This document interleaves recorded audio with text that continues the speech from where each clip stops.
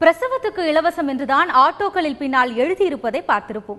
ஆனால் கடலூரில் அரசு பள்ளி மாணவர்களுக்கு இலவச பயணம் என்று எழுதி வைத்து செயல்படுத்தி வரும் ஆட்டோ ஓட்டுநர் அனைவரையும் வியப்பில் ஆழ்த்துகிறார். அவரை பற்றி தற்போது பார்க்கலாம். கடலூர் மாவட்டம் சங்குலிக்குப்பத்தைச் சேர்ந்தவர் ராஜு.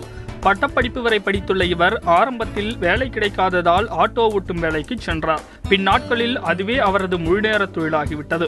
ஒரு நாள் சவாரிக்கு சென்றிருந்த போது அரசு பள்ளி மாணவர்கள் பேருந்து கிடைக்காததால் சாலை ஓரத்தில் நின்றபடி அந்த வழியாக செல்லும் வாகனங்களை கைகாட்டி லிப்ட் கேட்டுக் கொண்டிருந்ததை கண்டார்.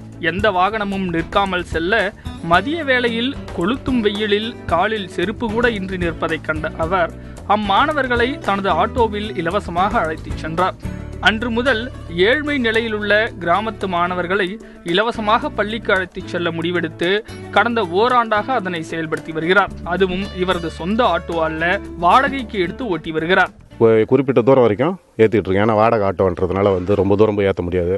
நம்ம போகிற லைனில் இப்போ அரசு பேருந்து எப்படி போகுது, டவுன் பஸ்ஸு அவங்க எப்படி ஏற்றுறாங்களோ அதே மாதிரி ஏற்றிக்கிட்டு அவங்க ஸ்கூல் வர இடத்துல பிள்ளைங்க இறங்குவாங்க.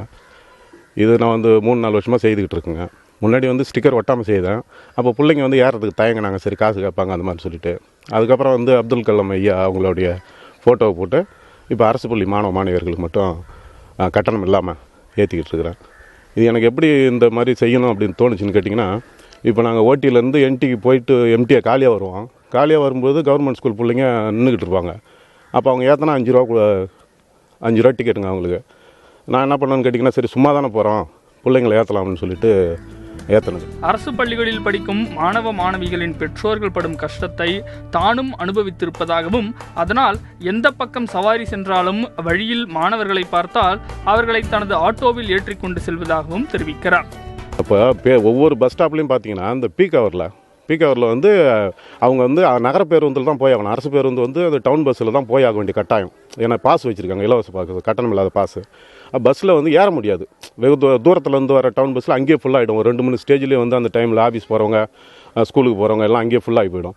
கிட்ட நெருக்கம் வர பார்த்தீங்கன்னாக்கா அந்த ஓட்டி கிட்ட பஸ் நெருங்கும் பொழுது அந்த ஸ்டேஜில் ஒரு பிள்ளைங்க பூரா அப்படி நின்றுருப்பாங்க.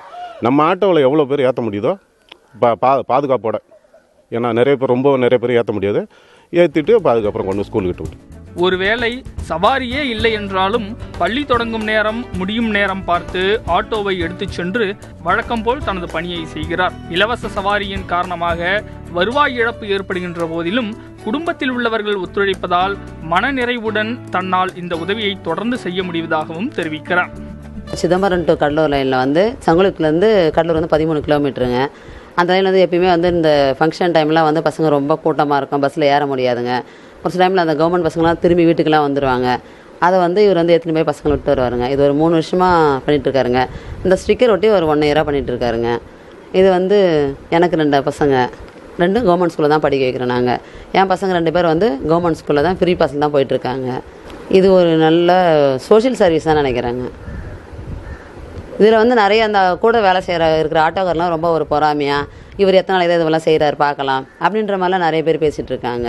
ஆனால் இவர் இதை தொடர்ந்து செஞ்சுட்ருக்காருங்க.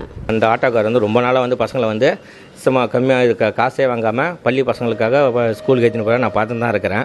ஏன்னா இது மாதிரி செய்கிறது மக்களுக்கு ஒரு நன்மை செய்கிற மாதிரி இருக்கும். பள்ளி மாணவர்களும் ஒரு ஊக்கமாக இருக்கும். பள்ளிக்கு போகும்போது ஆட்டோ ஃப்ரீயாக வருது, இன்னும் நான் போகிறதுக்கு ஒரு ஆசையாக இருக்கும் சொல்லிட்டு கிளம்பி போயிருக்காங்க.